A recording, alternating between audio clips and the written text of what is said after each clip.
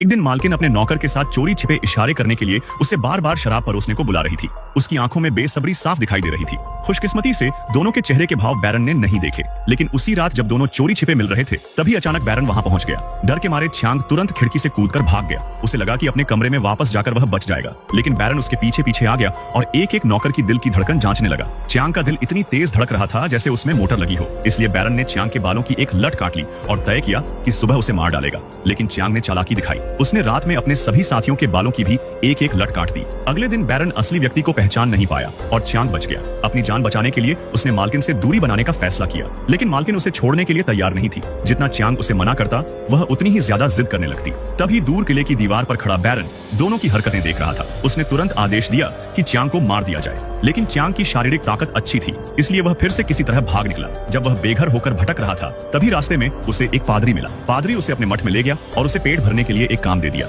लेकिन एक शर्त थी, उसे बहरा और गूंगा बनकर रहना होगा। च्यांग को लगा कि पादरी उसे मुसीबत से बचाने के लिए ऐसा कह रहा है, इसलिए उसने तुरंत हाँ कर दिया। लेकिन उसे यह बिल्कुल नहीं पता था कि पादरी उसे अपनी जान बचाने का तरीका सिखा रहा था। असल में इस मठ की साध्वी बहुत गुस्सैल स्वभाव की थी। पहले जो आदमी यहाँ काम करता था उसने बस एक साध्वी की तरफ ज्यादा देर देख लिया था। सिर्फ इसी वजह से साध्वियों ने उसे इतना पीटा कि वह रोने लगा। अगले ही दिन सुबह नया आया च्यांग भी साध्वियों की नजर में आ गया। बस एक साध्वी से उसकी नजर मिल गई और वह गुस्से में कुल्हाड़ी उठा लाई और बोली कि उसकी आंखें निकाल देगी। तभी मठ के प्रधान दौड़ कर आए और उसे रोकते हुए बोले, यह मोसेटो है, यह गूंगा है, यह हमारे लिए काम करता है। यह सुनते ही साध्वी ने कुल्हाड़ी फेंक दी और उसे छोड़ दिया। हालांकि च्यांग गूंगा बहरा बनने का नाटक कर रहा था, लेकिन उसका मजबूत शरीर साध्वी का ध्यान खींच ही लेता था। जब भी वह किसी साध्वी के थोड़ा पास आता, दोनों के बीच की दूरी कम होते ही वे ऐसे पास आ जाते जैसे चुंबक एक दूसरे से चिपक जाते हो। अगर उसी समय चर्च की घंटी नहीं बजती तो शायद वहाँ बड़ी मुसीबत हो जाती। वहीं एक गुस्सैल साध्वी ने तुरंत महसूस कर लिया कि उनकी मुखिया आज कुछ अलग लग रही है। उसका सिर ढका हुआ था, कपड़े भी गंदे थे और नाखूनों में मिट्टी भरी हुई थी। हालांकि वह सब समझ गई थी, लेकिन उसने कुछ कहा नहीं।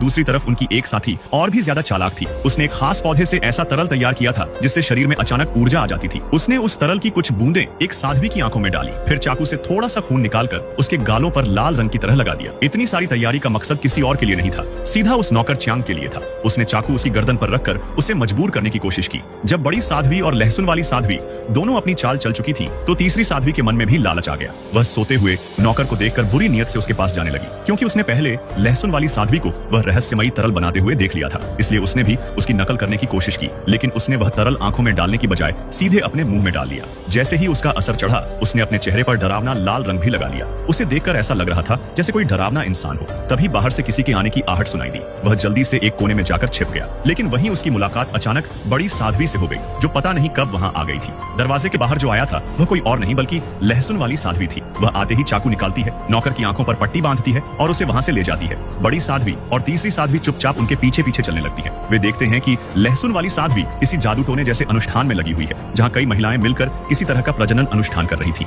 इस बारे में ठीक से जानकारी न होने के कारण लहसुन वाली साध्वी को तो यहाँ तक लगा कि अनुष्ठान के बाद उसे नौकर को काटना या बलि देना पड़ेगा। लेकिन तभी तीसरी साध्वी अचानक वहां आ जाती है और उनका पूरा प्लान बिगड़ जाता है। वह भागकर मठ में जाती है और पोप से शिकायत कर देती है। लेकिन जैसे ही उसने यह बात बताई, मठ के अंदर छिपे हुए सारे राज सामने आने लगे। अब वहाँ कोई भी ठीक इंसान नहीं बचा था, यहाँ तक कि वह नौकर भी बोलने लगा, यानी वह गूंगा नहीं था। उधर पादरी भी एक बूढ़ी साध्वी के कमरे से बाहर निकल आया। यह सब देखकर सब लोग हैरान रह गए। अगले ही दिन पोप ने सबको बुलाया और एक एक करके उनके सारे अपराध गिनाए। सजा के तौर पर पादरी और उस नौकर को मठ से निकाल दिया गया और साध्वियों को 1 साल तक हर दिन एक समय कम खाना दिया जाएगा। लेकिन इस घटना के बाद भी वे लोग खुद को रोक नहीं पाए। रात के अंधेरे में वे चोरी छिपे मिलते और सुबह होने से पहले तक मौज मस्ती करते। यहाँ तक कि पादरी और बूढ़ी साध्वी भी अपने आप को काबू में नहीं रख पाते थे।